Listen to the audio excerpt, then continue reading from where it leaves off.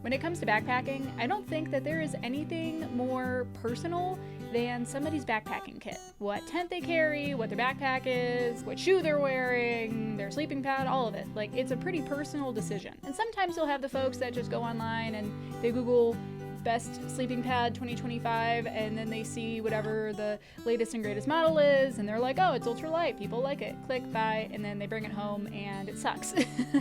Like, it doesn't work for them, maybe it's uncomfortable, whatever. What I'm saying is that the perfect backpacking loadout for you takes some trial and error, and sometimes you won't even know that something sucks until you've had the opportunity to try other gear. Like, for me, for the longest time, I was carrying like the world's heaviest sleeping pad and like a 3-pound tent because I was convinced that, well, it works for me, it's gonna work forever. You know, kind of like a why fix what's broken sort of mentality. That all being said, if you're looking for new gear, say it's a thru hike that you're planning for, or you have a bunch of weekenders planned next year, or whatever, if you're on the hunt for new gear, I'm gonna give you guys a look into what was in my kit this year, and then give you some of the highlights and then some of the stuff that I thought was really overrated. And again, I just want to reiterate, this is a super personal thing.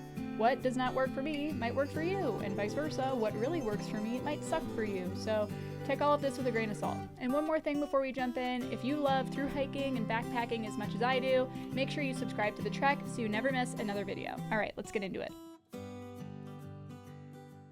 So the first piece of gear that I want to talk about is what I believe is one of the most important and personal pieces of gear in somebody's backpacking kit, and that is the sleeping pad. And for me, this is one of the oldest pieces of gear in my backpacking kit that still gets circulated. It is the Thermarest X-Therm. Now, this is the old model. A couple of things to know about the X-Therm. When it's fully inflated, it sits at about 2.5 inches off the ground. That is a good amount of cushion. Definitely keeps me away from the cold ground. It's definitely kept me warm down in the teens. And speaking of, the R value is 5.7, which is a pretty high R value. I would say that that is easily a 3-season backpacking piece of gear. So in the shoulder seasons or late fall, this is likely to keep you warm. It's kept me warm, again, down into the teens. I believe I bought this back in 2019, and I want to say that I got it for about $200, which back then was a lot of money for me. But again, it is a super reliable piece of gear. I've never had any issues with it.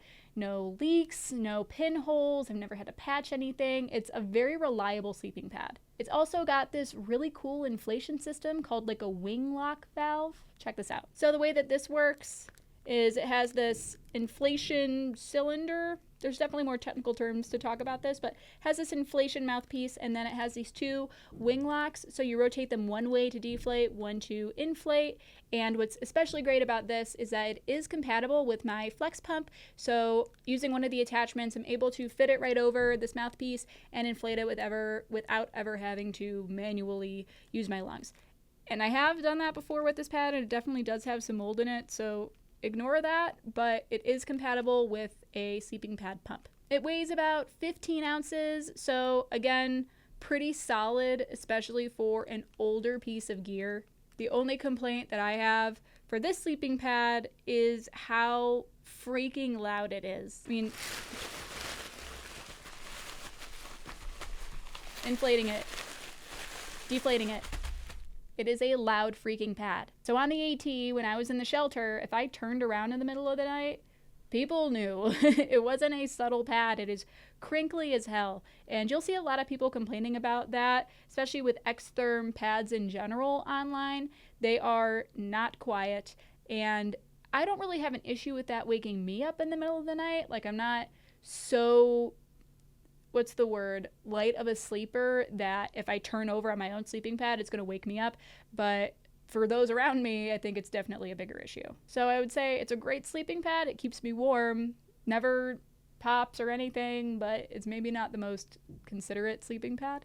And that all being said, they have since discontinued this model and they have updated it. So let's talk about the updated version of the sleeping pad. So the latest version of this sleeping pad is the X-Therm NXT sleeping pad, and it is directly the upgraded version of the sleeping pad that I bought quite a few years ago. Supposedly, and I have not laid hands on it, so again, take this with a grain of salt, but supposedly it packs down to the size of a Nalgene. It comes in at 15.5 ounces, but it also is much thicker. It's a 3-inch sleeping pad, so you get another full half-inch off of the ground. This is also a considerably warmer sleeping pad. The R value here is 7.3, which again, the predecessor was 5.7, so quite a bit of an upgrade in terms of R value. That's definitely going to make a difference on a cold night. It also has the same wing lock valve, which is a plus in my eyes. Also, the price of this sleeping pad comes out to about $240. So yeah, that's enough about sleeping pads. Let's move on. Next up, let's talk rain jacket. This is the Patagonia Torrent shell. Normal MSRP is $179. I think I got this for about $100. This is the rose color and it was on sale. It is fair trade certified if that is something that you care about. It is waterproof, it is breathable. When you look up rain gear for the Appalachian Trail, I believe that this is one of the #1 jackets that populates. I'm pretty sure that that is how I found out about it. Now, it is a 3-layer protection system. First off, you have the fabric on the inside. You've also got the membrane, and then you have a DWR finish. So instead of like a poncho, which is literally just a layer of plastic, you have quite a bit more going here for you. It also has an adjustable hood, so when you put it on, if it's not tight enough around your head or face, you can tug on this contraption in the back of the head and it'll tighten it up over your hat. Additionally, when it zips up, it can zip up over your chin so it can keep you warm in rain or sleet or away from wind. Got some wide, deep pockets over here that are water protected, so if you put your phone in here, you don't have to worry about it getting wet. It's also got the pit zips. Everybody loves a pit zip. I think the jury is out on how well they actually work, but everybody loves a pit zip. Check that out if you ever need easy access to somebody's pits. I mean, if you're into that kind of thing.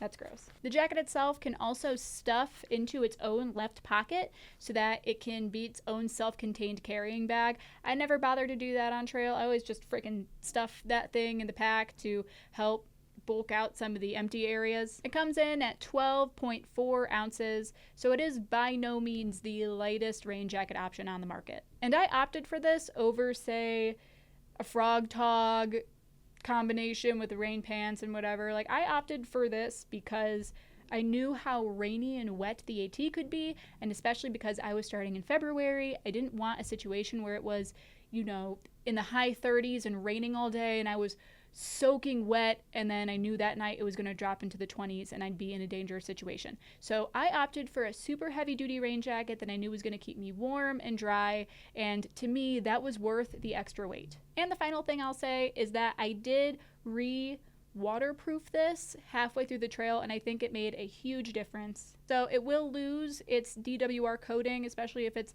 rubbing around in your backpack and, you know, it's raining and you're sweating it out all the time. Like, that is going to wear off. So just be aware of that and make sure that you are waterproofing it every once in a while, just so you get the most out of this pretty expensive investment. Okay, that's enough about the rain jacket.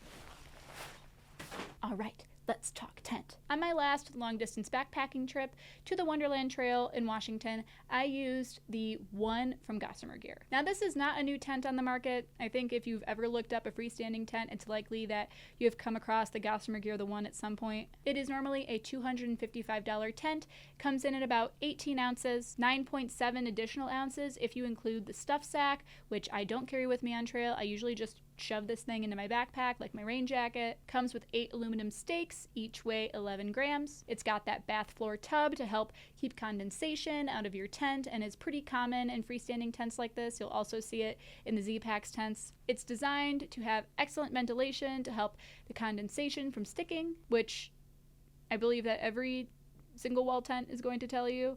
However, I definitely experienced some condensation with this tent.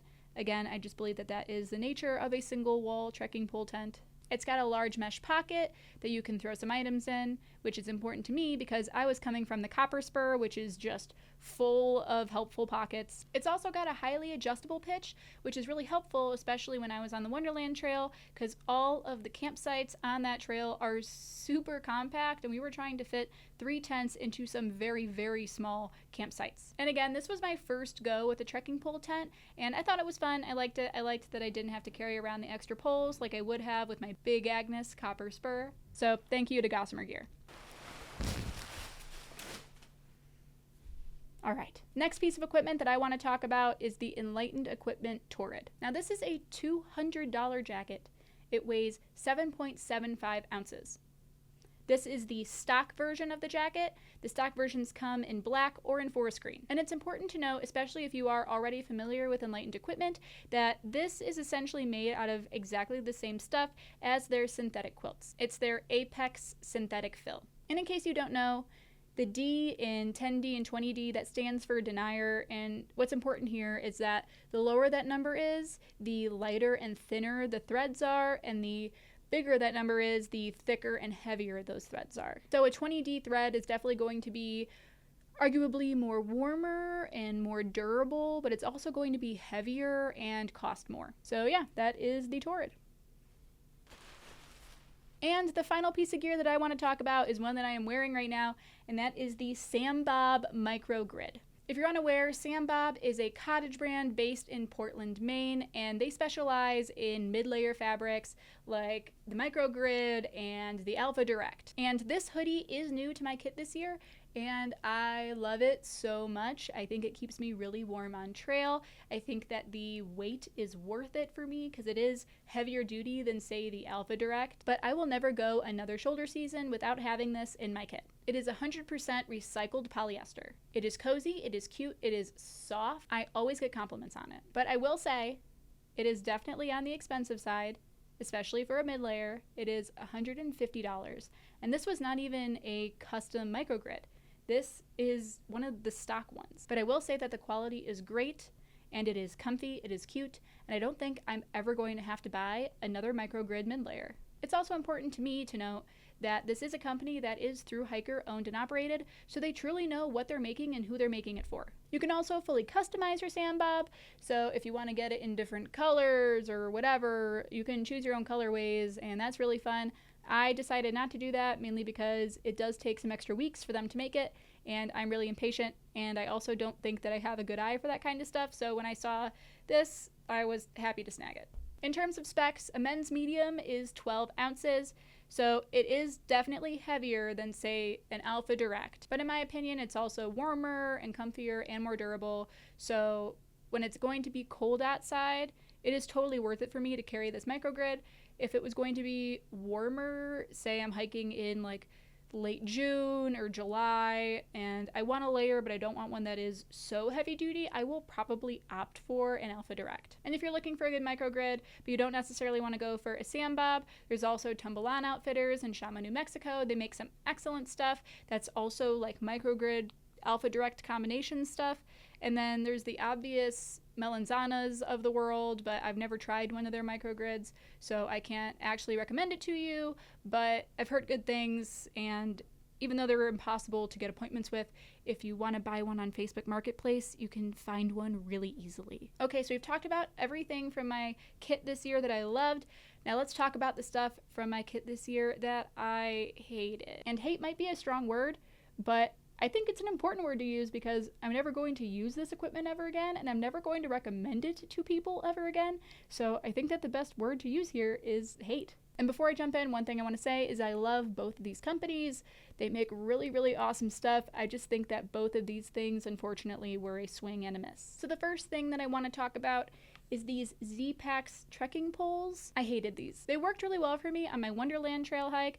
And again, that was like an 8-day long hike. I had no issues with them. However, on my most recent overnight, I could not get these things to stick. They would not lock. And as much as I was tightening them, like as freaking tight as I could get them, it was like 20 minutes in between every time I had to stop and tighten them again and keep going. And then inevitably I would take another step and they would slide and I would almost fall forward. So I hated these on my last backpacking trip, and I don't know what happened in between the Wonderland Trail to this last random overnighter here in Colorado. Now, if I had a multi-tool with me on trail, I probably could have used the pliers or the mini wrench or whatever to really tighten these down, but also I've never had that issue with my other pair of trekking poles, so I don't know what to tell you. Like, these are premium, and it really sucks because these were given to me, and I wish I could just sit here and be like, these are amazing, I love you, like, please use them, they're great. But I unfortunately do think that unless I got like a really bunk pair here, I think that Z-Packs missed the mark. And again, that being said, Z-Packs makes a ton of really amazing stuff. I think that their tents are premium and they make awesome stuff sacks, like their rain pants and whatever. Like, they make awesome stuff, but I just cannot in good faith recommend these. Again, I think it's completely possible that I got a bad pair, or maybe it's user error, but I doubt it, because all you freaking have to do is unlock and lock these things and tighten them. Like, it's not a very difficult mechanism. But they do get good reviews online, so I don't know, who am I to say? If you want to try them out for yourself, go for it. They are really, really light. They have good reviews, so I don't know. This was just my experience. But I think next time I'm probably going to try the Gossamer Gear LT5s, I believe they're called. So once I have the chance to try those out, I will get back to you guys. And the next piece of gear that I want to talk about in terms of gear that I hate is these Sea to Summit fleece liners. I have tried the Reactor, I have tried the Comfort, and ultimately what I've decided at the end of the day is I'd rather just invest in a nicer quilt instead of having a completely different, super bulky piece of equipment that guarantees you stay 20 degrees warmer. I don't believe that that is true. I don't know how to quantify it personally, but if it was say it was 0 degrees out and I was freezing cold, like, I'm not gonna feel like it's 20 degrees out. It's slightly warmer if I have this in my pack. Like, I've used it countless times. I don't know if it's ever made a real difference. I know some people really like these things because they're dirty and gross and they climb into their sleeping bag at the end of the day, and they're able to keep their quilt and their gross body separated from the material, and they only have to wash this. But to that, I would say just use a silk liner. I don't know. I think that it's clunky. I think it's awkward. I think when you crawl into your tent and you zip yourself into one of these like a little enchilada, I think you feel awkward in it, and I don't know. I don't recommend them. I think they're heavy. I think they're bulky.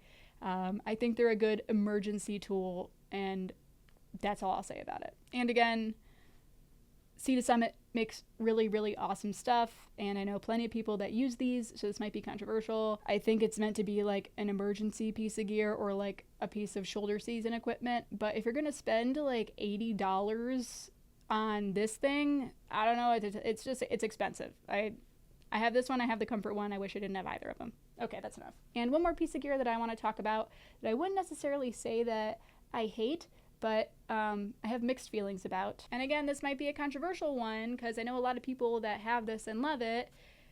This is the Nemo switchback. And this is a piece of equipment that I would say I previously loved and have since stopped using. I had it on the AT. I don't believe I brought it with me on the long trail. It's just clunky. It's just a big clunky thing. It's nice to lay out on, and if I was on the PCT and I wanted to take a siesta, I bet it would be really, really nice.